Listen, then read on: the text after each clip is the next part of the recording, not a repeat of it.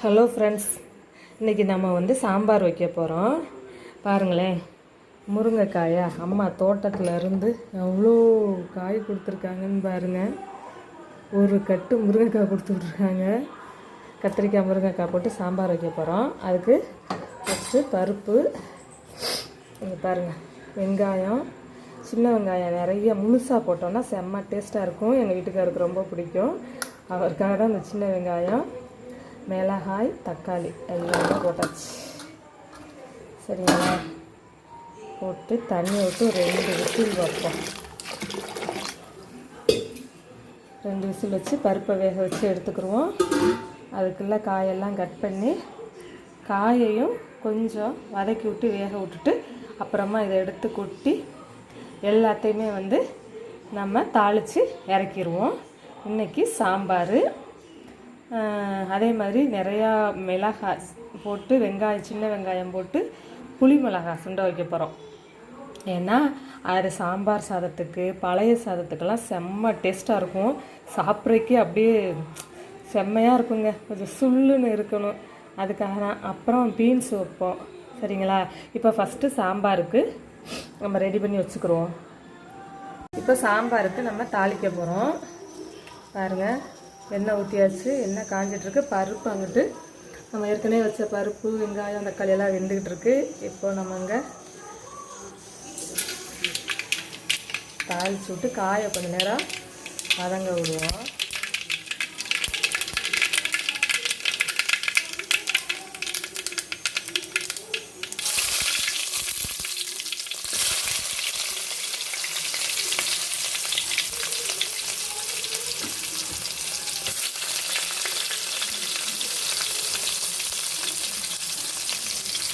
வெங்காயம் போட்டாச்சு. வெங்காயம் வதங்கிட்டு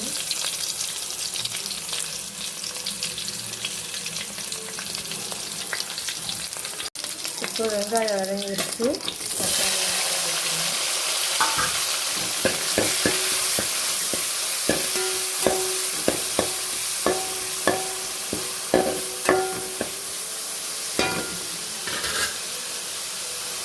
தக்காளி நல்லா வதங்கட்டும்.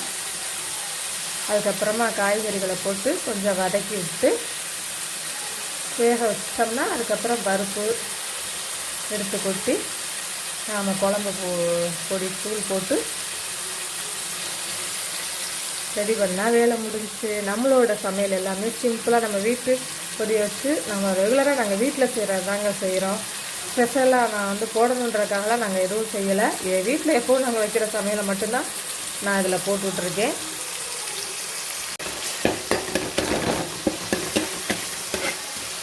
இப்போ தக்காளி வதங்கிடுச்சு. இப்போ காய்களை நல்லா அலசிட்டு எடுத்து போடணும்.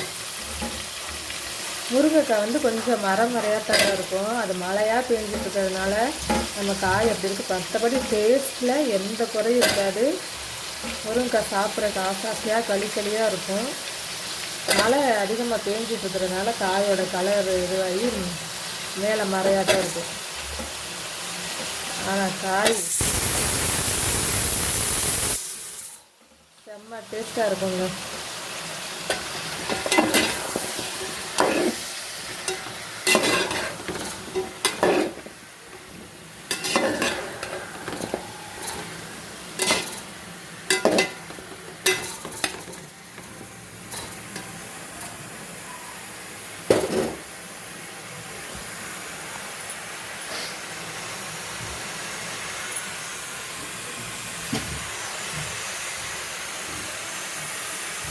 கொஞ்சம் உப்பு போட்டுக்கலாம்.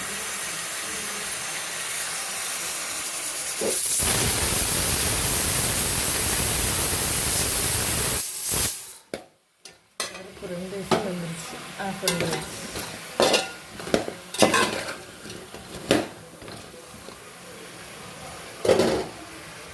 கொஞ்சம் நேரம் காய் வதங்கட்டும். அதுக்கப்புறமா நம்ம குழம்பு கூட்டி வச்சுருவோம். இப்போ நம்ம காய் நல்லா வெந்துருச்சு பாருங்கள், நல்லா வதங்கிடுச்சு. அதே மாதிரி அங்கிட்டும் பருப்பு எல்லாமே வெந்துருச்சு நல்லா. இப்போ எடுத்து இதில் மிக்ஸ் பண்ணி விட்ருவோம். பருப்பு 2 விசில் வச்சோம். பருப்போடு சேர்ந்து காய் இன்னும் கொஞ்சம் நேரம் வெந்தாத்தே சாம்பாரோட டேஸ்ட் இருக்கும்.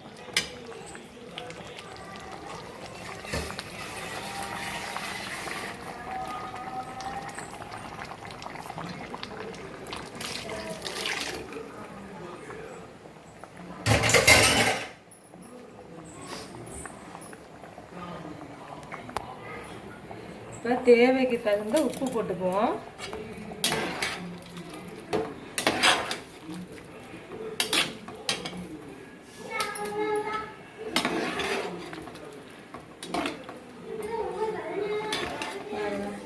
எப்படி இருக்கு சாம்பார்னு நம்ம மசாலா தூள் போடலை, நம்ம வீட்டு மசாலா தூள் போடுவோம்.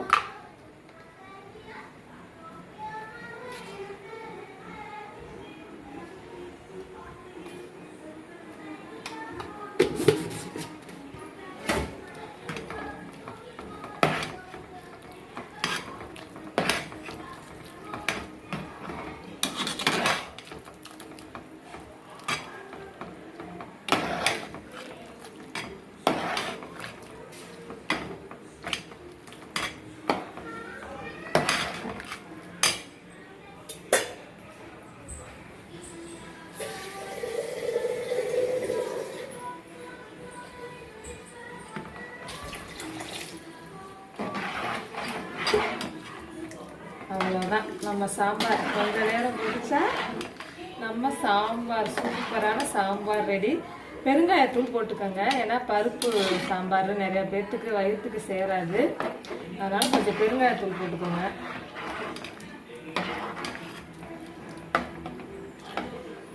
கலர்ஃபுல்லாக இருக்கா சாம்பார், சாப்பிடவும் செம்மையாக இருக்கும். கொஞ்சம் நேரம் வேகட்டும், வெந்துருச்சுன்னா சாம்பார் ஃபினிஷ்.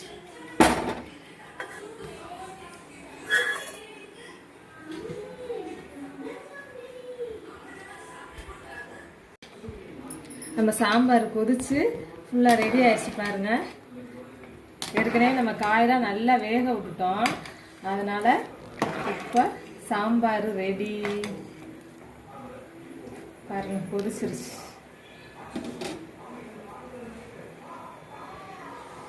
அப்புறம் நம்ம புளி மிளகாய் சுண்ட வைக்க போகிறோம். எண்ணெய் ஊற்றியாச்சு. இங்கே பாருங்கள் எவ்வளோ வெங்காயம் எவ்வளோ மிளகான்னு, சும்மா செம்மையாக இருக்கும். தயிர் சாதம், சாம்பார் சாதம், பழைய சாதத்துக்கெல்லாம் செம்மையாக இருக்கும். அதுக்கு தான் இப்போ நம்ம ரெடி பண்ணிகிட்ருக்கோம். எண்ணெய் காஞ்சிட்ருக்கு, காயட்டும்.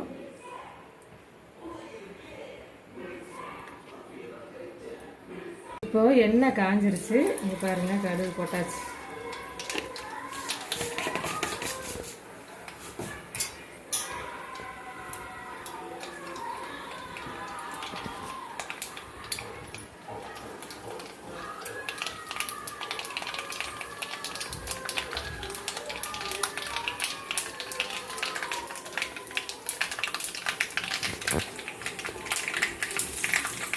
ஃபஸ்ட்டு மிளகாயை போட்டு கொஞ்சம் நல்லா மிளகாய் வதங்கிக்கிறட்டும், தெரிச்சுறாங்க.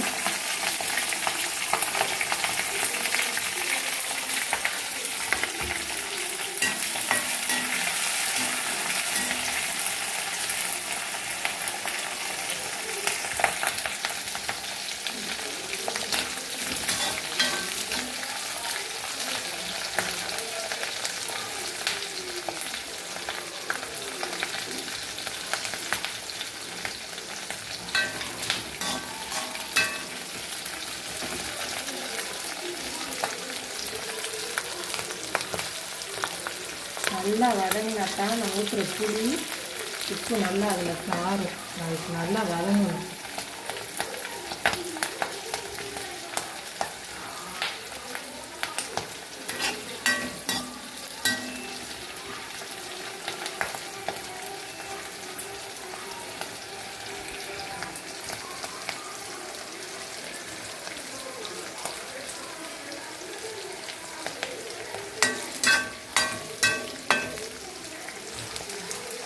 இப்போ வெங்காயத்தையும் போட்டுக்குவோம்.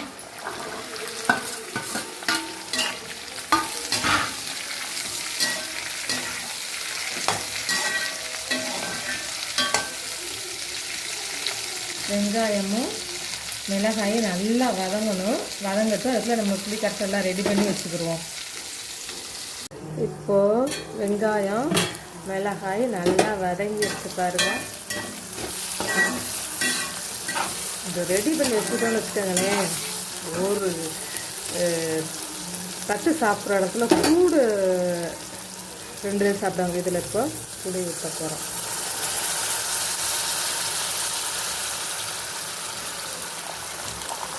வச்சு உப்பு தேவைக்கு ஏற்கனவே வதங்கையிலையும் போட்டேன்.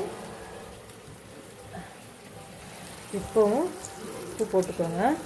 நல்லா கொதித்து வத்தணும். சரிங்களா? பாருங்கள், வத்த விட்டு பாருங்களேன். சைடிஷே தேவையில்லைங்க. இது சும்மா ஒரு 2-3 எடுத்து வச்சுக்கிட்டிங்கன்னு வச்சுக்கோங்க, சோறு சும்மா கிரு கிரு கிரு கிருன்னு உள்ளுக்கு இறங்கும். சரிங்களா? இப்போ நல்லா கொதித்து வத்த விட்டு ஃபைனலாக உங்கள்கிட்ட நான் காட்டுறேன். சரிங்களா? நம்ம சேனல் பாண்டிச்செல்வி கார்த்திகேயனை சப்ஸ்கிரைப் பண்ணுங்கள், லைக் பண்ணுங்கள், ஷேர் பண்ணுங்கள். ஓகே ஃப்ரெண்ட்ஸ், இப்போது நான் லாஸ்ட்டாக வத்த விட்டு உங்களுக்கு நான் காட்டுறேன். பாருங்கள், நம்ம வச்ச புளி மிளகாய் ரெடி ஆயிடுச்சு. இங்கே பாருங்கள், செம்மையாக இருக்கா பாருங்கள்.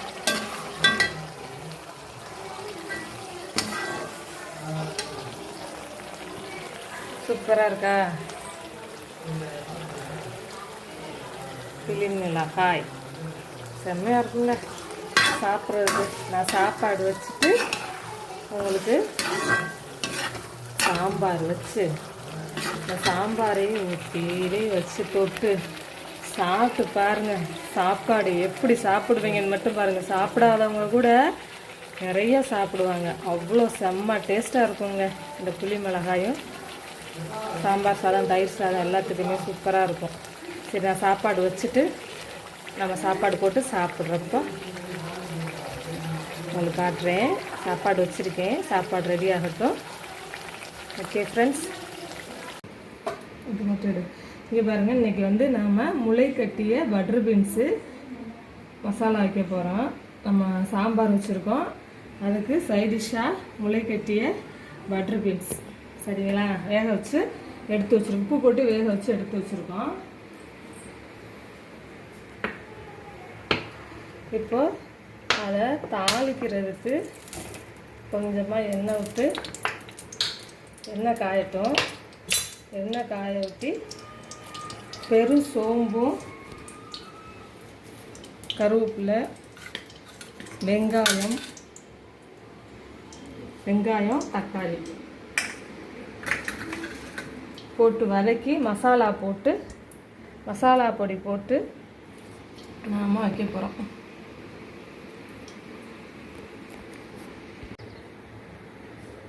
இப்போ நம்ம சோம்பும் கருவேப்பிலையும் போட்டோம்.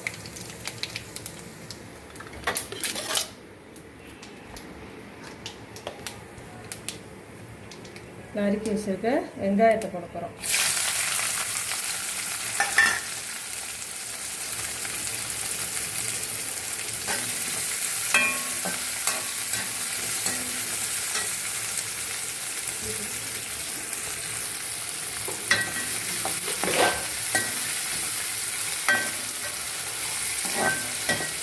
அது வதங்குறதுக்கு கொஞ்சமாக சால்ட்டு சேர்த்துக்குவோம். ஏன்னா நம்ம அதாவது பீன்ஸ் வேக வைக்கிறதுல நம்ம போட்டிருக்கோம் உப்பு.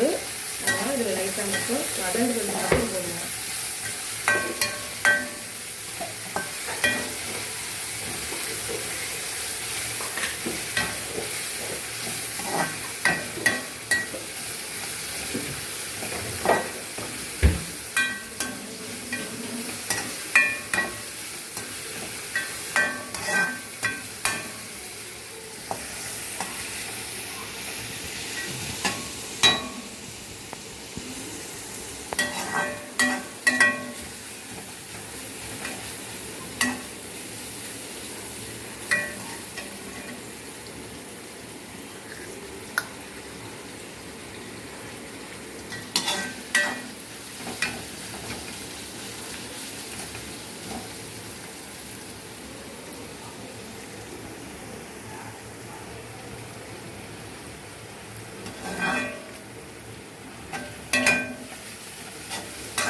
ஓகே தக்காளி தூக்கிக்கோ. அதோட தக்காளி பழத்தை போட்டு வதக்குவோம்.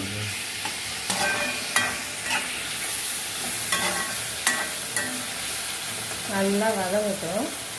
அதுக்கப்புறமா தான் மசாலாவை போட்டு பீன்ஸை போட போகிறோம்.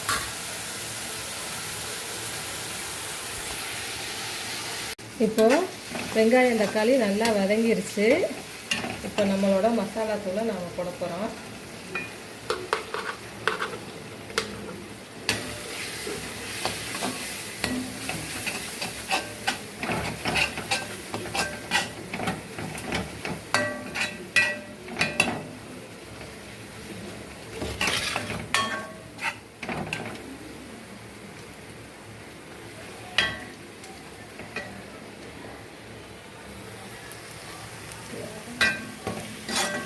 நல்லா மசாலாவை போட்டுட்டு இப்போ நம்ம பீன்ஸை அதில் போட்டு கிளற போகிறோம்.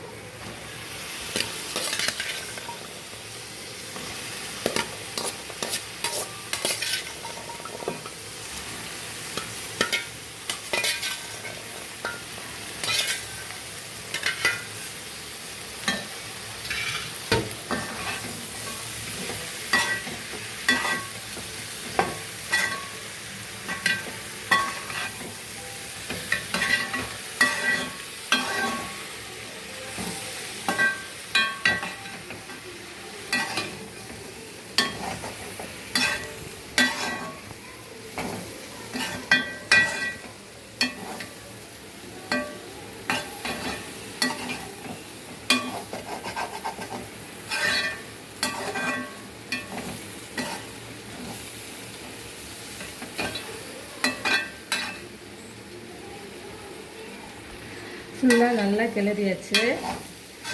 கொஞ்ச நேரம் வச்சுருந்துட்டு அப்படியே எடுத்து சாப்பாடை பரிமாறிடலாம். சாம்பார் வச்சுருக்கோம், புளிக்கூட்டு வச்சுருக்கோம், புளி மிளகாய், அப்படியே இந்த பீன்ஸ் மசாலா. ஹலோ ஃப்ரெண்ட்ஸ், நம்ம வச்ச சாம்பார் சாதம், பீன்ஸு, புளிக்கூட்டு எல்லாம் இருக்குது. சாப்பிட்றதுக்கு ரெடி ஆயிடுச்சு. இதை நாம் இன்றைக்கி செஞ்ச சமையல்.